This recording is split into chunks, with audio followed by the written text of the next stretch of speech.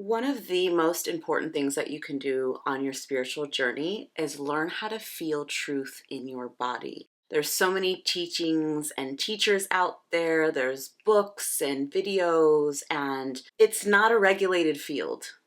It literally anybody can say they're a spiritual teacher and say that they channeled something, and how do you really know if you don't really know? So I want to teach you just a quick exercise that you can start to understand what truth feels like in your body. Because once you understand your own internal compass as far as what is truth and what is not truth, because again, truth isn't always universal. Sometimes it is subjective to each individual. What is right for one person may not be right for someone else. So it's super important to learn this skill. And I do think it's probably one of the first things that anybody should learn before they begin on a spiritual learning journey. And honestly, it comes in handy for anything, for making decisions, for choosing partners, for choosing what you want to eat for lunch.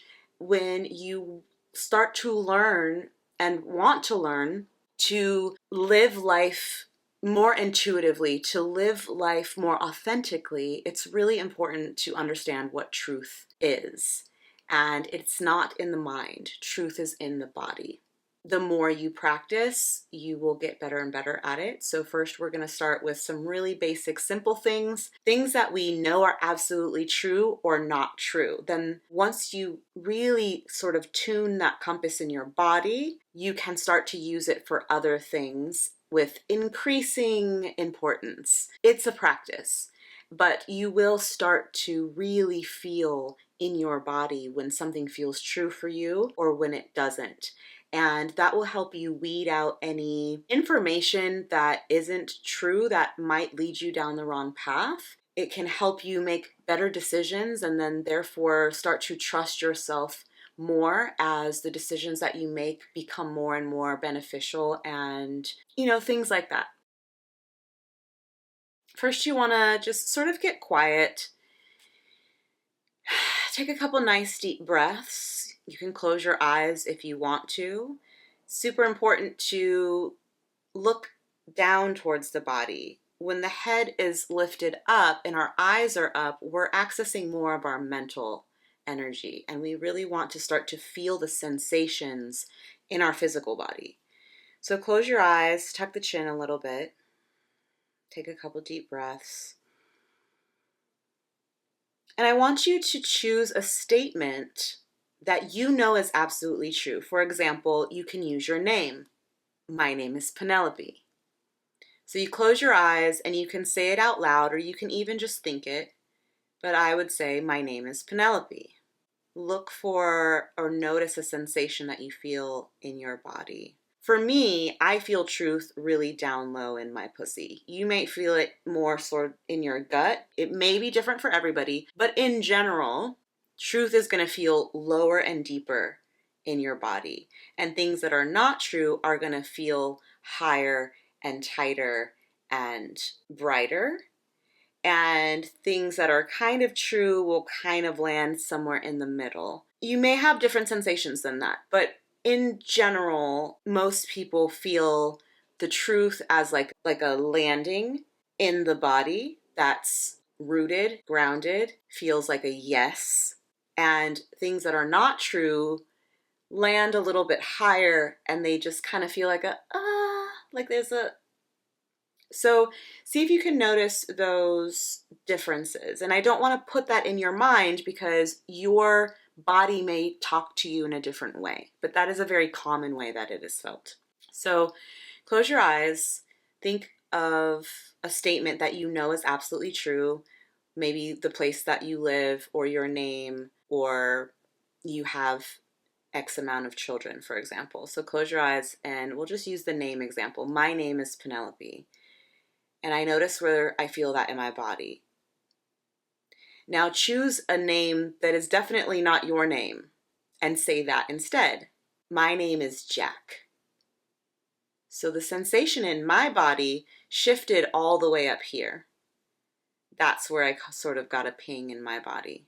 So yeah, my name is not Jack. So that's going to feel untrue. So now you can use other things that you absolutely, definitely identify with. For example, I am a woman. I feel that back down where I felt my name. I am a man.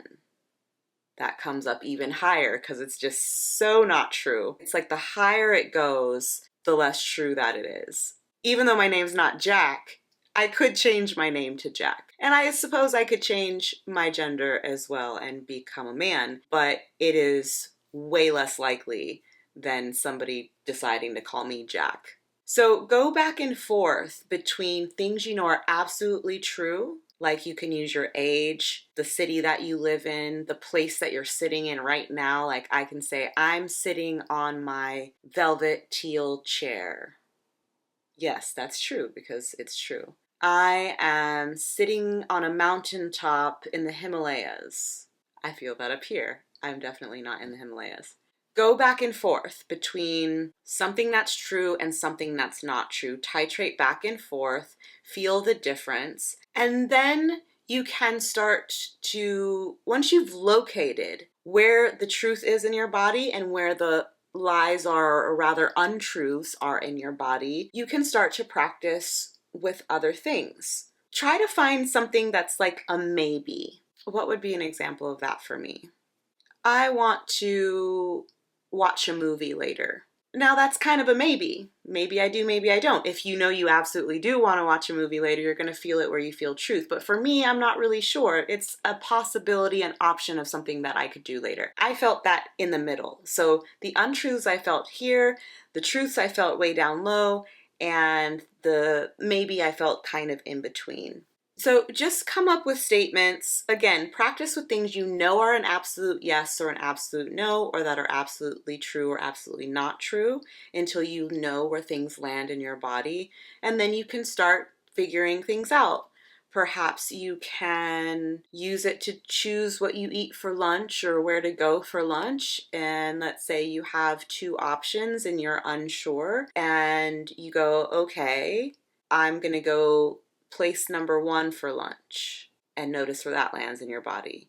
Place number 2 is going to be better, and notice where that lands in your body. And just practice with stuff like that. Eventually you'll be able to use it for really serious decisions. The more that you practice and tune into this, the more it'll just be obvious. You will start to notice when people are speaking to you where it lands in your body. You will become a walking lie detector. You will know exactly what is true and what is not true. And the benefit of that is when you are on a spiritual journey, there can be a lot of cognitive dissonance between what the ego wants and what the soul wants. And they aren't always in agreement.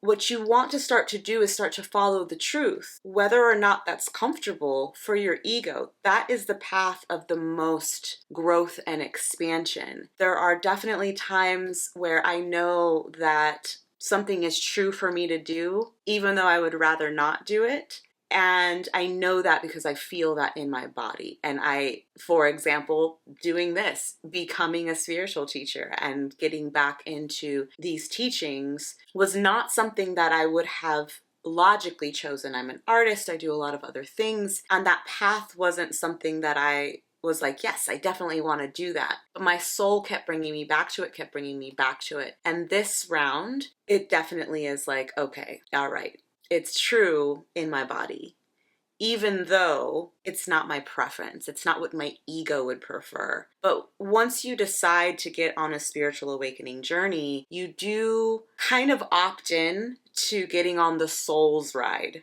which can take you in all kinds of crazy directions. But ultimately, it's for your highest, most blissful experience. If you want to learn more about sort of these concepts, I have a course called Goddess School. We go through all of these different areas of life, especially if you're just beginning on your spiritual journey. We talk about finding your goddess archetypes, which would help to define your purpose. We talk about intuition and energy, how to tune your energetic compass, and how to feel vibes as well. So more than just this more black or white, simple truth thing. You start to learn how to feel the spectrum of different vibrations and start to begin to learn to categorize them and see the world through frequency and vibration. We talk about the art of selfishness, or selfish selfishness rather, which is basically how to honor your autonomy and your integrity and your authenticity